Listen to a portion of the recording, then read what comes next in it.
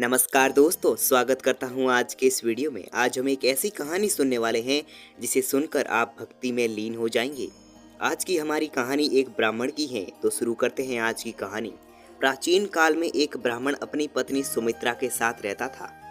ब्राह्मण आर्थिक स्थिति में काफी धनी था। उसके घर में किसी चीज की कोई कमी नहीं थी, लेकिन वंश वृद्धि के लिए उसकी कोई संतान नहीं थी। इस कारण से ब्राह्मण व ब्राह्मणी इस विषय में काफी दुखी रहते थे, लेकिन उनको भगवान पर अटूट विश्वास था।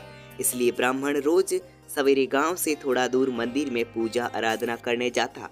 वहीं दूसरी तरफ ब्राह्मण की पत्नी सुमित्रा घर पर ही भगवान हनुमान जी की पूजा आराधना करती और हर मंगलवार को व्रत रखती। लेकिन एक दिन किसी अन्य व्रत के कारण सुमित्रा मंगलवार का दिन भूल गई और बिना किसी भोग लगाए सो गई। तभी उसने सोचा कि मैं अगले मंगलवार को व्रत खोलूंगी और भोग लगाऊंगी।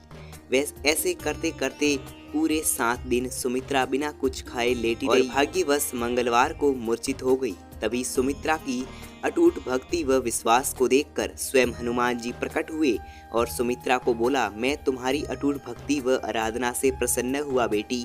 मैं तुम्हें एक पुत्र वरदान के रूप में देता हूँ जो तुम्हारी बहुत सेवा करेगा। इतना कहकर हनुमान जी अंतर्ध्यान हो गए। वहीं दूसरी तरफ जब ब्राह्मण घर पर आया और बालक को सुमित्रा के साथ खेलता देख ब्राह्मण ने पूछा, यह कौन है और ये बालक किसका है? तभी सुमित्रा बोलती है, ये बालक भगवान हनुमान जी ने मुझे वरदान के रूप में दिया है। इस बात से ब्राह्मण संतुष्ट नहीं हुए और अगले दिन जब ब्राह्मण कुएं से पानी लेने जा रहे थे तो सुमित्रा बालक को अपने साथ लेकर जाने का अनुरोध करती है।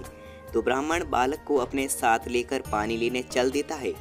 लेकिन उस दिन वाली बात ब्राह्मण को सता रही थी कि ये बालक है किसका। ब्राह्मण कुएं में से पानी लेकर बालक को कुएं में फेंक देता है और वापस घर की ओर रवाना हो जाता है।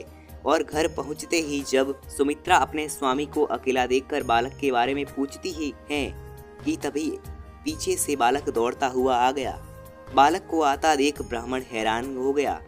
उस रात में ब्राह्मण को सपने में स्वयं हनुमान जी ब्राह्मण को दर्शन देते हैं और कहते हैं कि ये बालक मैंने तुम्हारी पत्नी को वरदान के रूप में दिया है। मैं तुम्हारी पत्नी की भक्ति एवं श्रद्धा से प्रसन्न हो गया हूँ। यह सुनकर ब्राह्मण काफी खुश हुआ और ब्राह्मण का परिवार सुखी से अपना जीवन व्यतीत करने लगा।